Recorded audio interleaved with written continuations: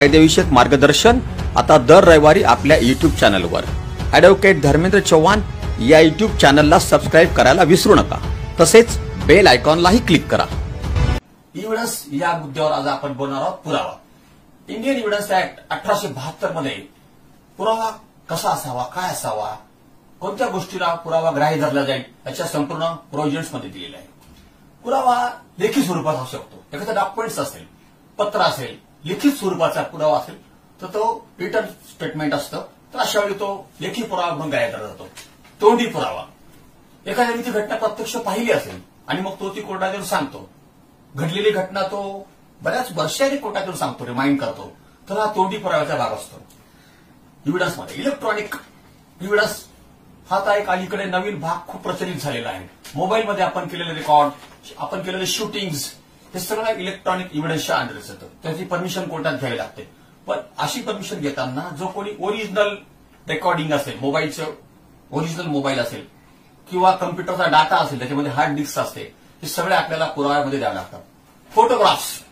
Photograph हा सुद्धा कोर्टामध्ये छायाचित्रण हे खूप पुराव्याचा महत्वाचा भाग असतो। घटनास्थळाचे फोटो काढले जातात, आरोपींचे फोटो असतात, सगळ्या प्रकारचे फोटो हे सिद्ध व्हायला पाहिजे। ते फोटोग्राफ सिद्ध करत असताना ते फोटो कोणी काढले, कुठे काढले, केव्हा काढले, कसे काढले, त्याचे ओरिजिनल निगेटिव्ह द्यावे लागतात। अलीकडे तर मोबाईल्स फोटो निघालेल्यामुळे त्या घटनेसंदर्भात हाही पुरावा म्हणून ग्राह्य केला जातो। रेकॉर्डिंग असतं, मोबाईलवर आपण एकमेकांबरोबर केलेले संवाद असतं, ते चित्रीकरण केलेलं असतं, मोबाईलमध्ये आपण शूट्स करतो, व्हिडिओ शूट्स करतो, हा सगळा पुराव्याचा भाग म्हणून ग्राह्य केला जातो। त्यामुळे इलेक्ट्रॉनिक्स एव्हिडन्स हा खूप एक महत्वाचा भाग अलीकडच्या काळामध्ये झालेला आहे। एव्हिडन्समध्ये प्रत्यक्षदर्शी पुरावा याबरोबर सर्कमस्टॅन्सेस एव्हिडन्स म्हणजे परिस्थितीजन्य पुरावा हा एक भाग आहे।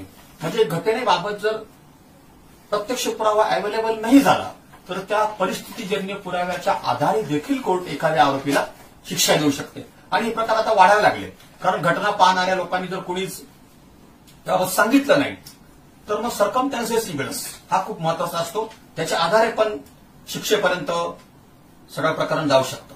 एव्हिडन्समध्ये सेकंडरी एव्हिडन्स हा एक भाग आहे। बऱ्याच वेळा मुख्य कागदपत्र आपल्याला अवेलेबल होऊ शकत नाही, कोर्टामध्ये उपलब्ध होऊ शकत नाही, तर त्याची झेरॉक्स वगैरे असेल तर सेकंडरी एव्हिडन्समध्ये ग्राह्य धरलं जातं। त्यामुळे हे खूप महत्वाचं। पुढे जाऊन सांगू की अशा मॅटर्समध्ये कोर्ट डॉक्युमेंट्स असेल तर त्याला एक्झिबिट देतं, निशाणी नंबर। आपल्याला कळत नाही, आपले वकील एक्झिबिट म्हणतात, न्यायाधीश एक्झिबिट म्हणतात, निशाणी नंबर। ज्यावेळेला पुरावा कोर्टात सुरू होतो तर ज्याने कोणी ते दस्त बनवलेला आहे, त्याची कोणाची सही किंवा ज्याने कोणी लिहिलेला आहे तो कोर्टातून सांगतो, हो हा मजकूर बरोबर आहे, तो मला मान्य आहे, मी सही केलेली आहे, माझ्या सांगितल्याप्रमाणे लिहिलेलं आहे, असं म्हटलं तर त्या फिर्याद जी असते तिला मग एक्झिबिट दिलं जातं। या कोर्टात येणाऱ्या प्रत्येक डॉक्युमेंटला निशाणी नंबर दिला जातो। निशाणी 1, 2, 3, 4, 5, 6 हे खूप महत्वाचं असतं। हे सगळं आपल्याला माहित असायला हवं। आपले वकील बोलतात, न्यायाधीश बोलतात, मग आपल्याला काही समजत नाही, आपण प्रत्येक वेळी आपल्या वकिलाशी अशा प्रकारे चर्चा करून घ्यायला हवी। बऱ्याच वेळा मूळ कागदपत्र जे आहे त्याला एक्झिबिट दिला जातो तर तो पुराव्यात ग्राह्य धरला जातो। एक्झिबिट दिल्याशिवाय कागदपत्र पुराव्यात ग्राह्य धरले जात नाही। मग एक्झिबिटचा जो कोणी ऑथर असतो त्याची पण साक्ष होते, हे खूप महत्वाचं।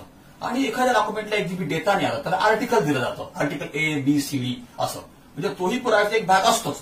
पण त्याचा मुख्य पुरावा, मुख्य कागद कोर्टामध्ये जर हजर होऊ शकला नाही तर अशा वेळी त्याला आर्टिकल दिलं जातं। मेडिकल एव्हिडन्स हा खूप महत्वाचा असतो।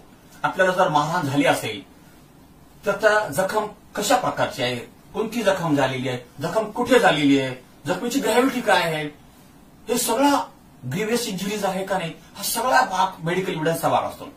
पण मग आपल्या अंगावर झालेल्या जखमा आणि डॉक्टरांनी दिलेलं वैद्यकीय सर्टिफिकेट्स हे मॅच होतंय का नाही हे पाहिलं जातं।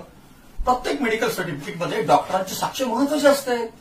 डॉक्टर त्याच्या मेडिकल सर्टिफिकेटचे दिलेल्या आधारे कोर्टात साक्ष देताना सगळ्या गोष्टी एक्सप्लेन करतो, डॉक्युमेंटचे डिटेल्स वर्णन सांगतो आणि मग पॉसिबिलिटी पण तिथे चेक केली जाते। अशा प्रकारच्या जखमा, अशा प्रकारचे वेपन्स झाले आहेत की नाही, हे सगळ्या गोष्टी आपल्याला माहीत नसतात। आपण आपल्या वकिलांशी वारंवार चर्चा करून या सगळ्या गोष्टींची माहिती घ्यायला हवी।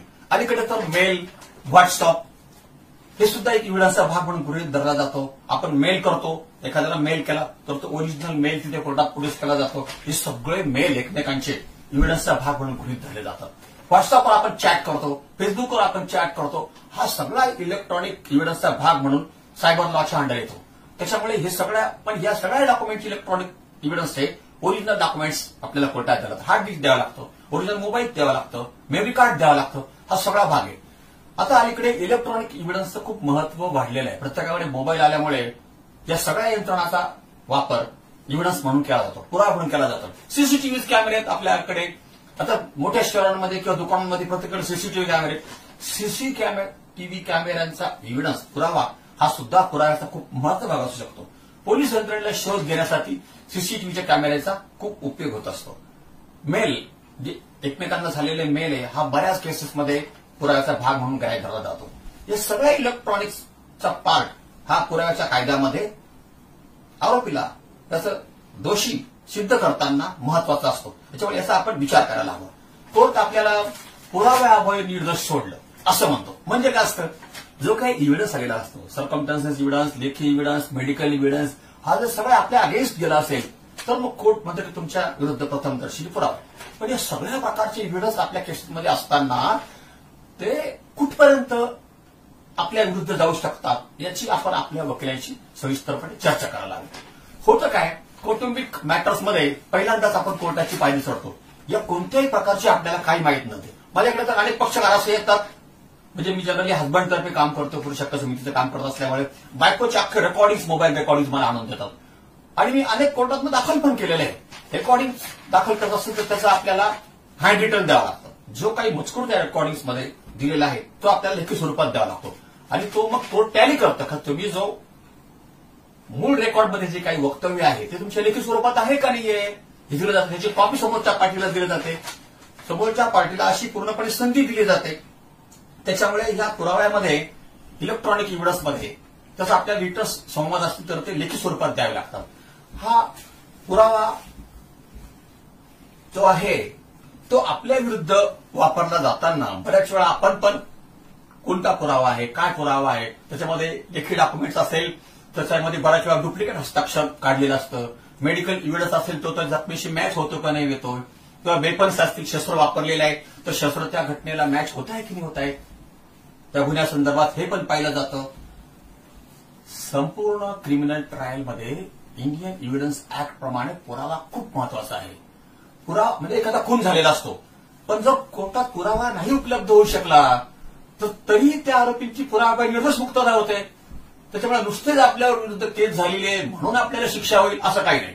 तर कोर्टालाही वाटत असेल की हो एखादा मर्डर झालेला असतो, माणूस मेलेला असतो, पण पुरावा नाही मिळाला तर आरोपी निर्दोष सुटू शकतात. बऱ्याच वेळा आम्हाला असं होतं की साक्षीदार कोर्टात जायच्या अगोदर तयारी करतो, आम्ही त्याला सांगतो, तो सगळं आपल्या बाजूने हो म्हणतो आणि कोर्टात गेला म्हणून तुम्हाला काहीच माहिती नाही.